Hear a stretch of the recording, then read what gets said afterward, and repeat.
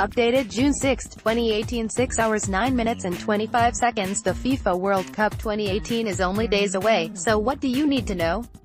Comedian Ed Kavalee has written himself a mailbag of frequently asked questions before it all kicks off.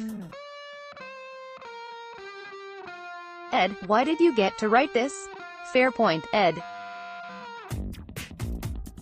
I sucked as a player, and the closest I've ever come to the Socceroos is that I swapped a pair of tracksuit pants with Tim Cahill's brother in 1995. I have seen every game of every World Cup since 1990, and in preparation for this year's edition I've re-watched every final since 1986. Also, I was cheap. Is it going to be any good? The World Cup is the best. If you disagree, go and play Candy Crush Saga while the rest of us happily give away sleep for the next month. This is a very open tournament. Of the 32 teams, as many as 4.5 teams have a chance of winning. That is actually a lot, and I'll explain later. What will be the trends of this year's World Cup? Wingers cutting inside, generally poor central defenses, and the video assistant referee, VAR, introduced for the first time. This will make cheating harder, which is a real shame because Italy hasn't qualified. It would have been nice to see them argue with a screen. What will the World Cup show us about the current state of geopolitics? Don't know.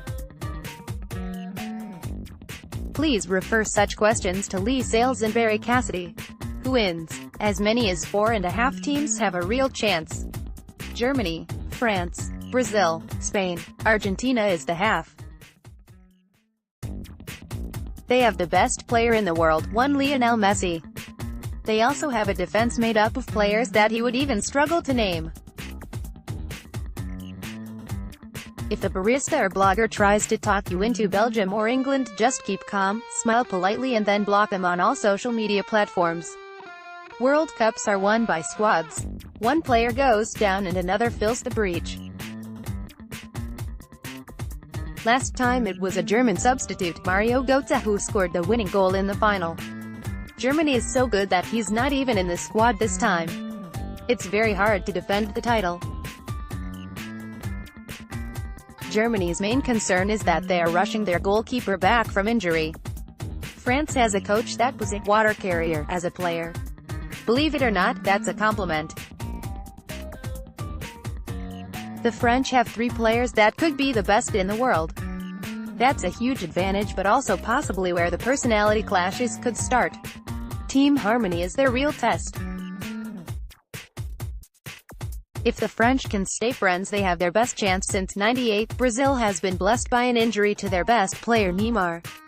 Normally that would be a disaster, but it's forced them to develop a plan B.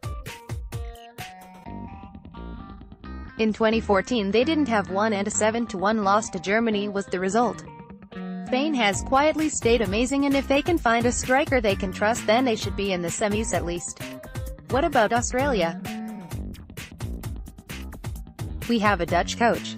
A fan or Dutch coach. That's an important distinction. He took Holland to the World Cup final with a brand of football the UFC would be proud of.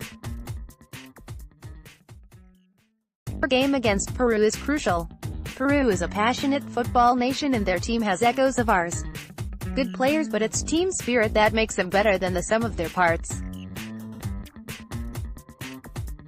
Great fans too. Their captain just won an appeal against a drugs ban to play at the Cup. Sadly, we couldn't secure the same for Cassie Sainsbury. What about the host nation, Russia? What about them? You want me to write something disparaging about their team? That they are the lowest ranked team in the whole tournament? That their only chance to win would be some truly monumental backroom deals and a series of dodgy refereeing calls? Not going to happen. That's all fine, Ed, but I'm a busy person. I have a job and a chia farm to tend to. What am I looking out for? Pure moments of football genius. Moments that are remembered long after the tournament is over. Like Diego Maradona in 1986. Maradona's Argentina defeated England in the quarterfinal. Maradona scored 2 goals. The "hand of God" goal. Flat-out cheating, he gets away with what would have been disallowed using VAR this time around. Then he scores the best individual World Cup goal of all time. Maradona receives a pass on the halfway line, beats 6 English players and scores. He would have beat all 11, but the other 5 were too slow to get near him. Hector Enrique, the player that passed the ball to Maradona on the halfway line, later said, "I put it on plate for him, he couldn't miss. That's the FIFA World Cup at its finest." The world's best players showing it to a global audience in England getting knocked out. Ed Kavalee is 1/3 of Santos Sam and Ed's Total Football.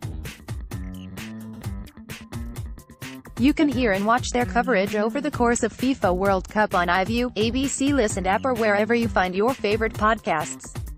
Topics: Soccer World Cup, Soccer, Melbourne 3000. First posted June 6, 2018. 6 hours 4 minutes and 10 seconds.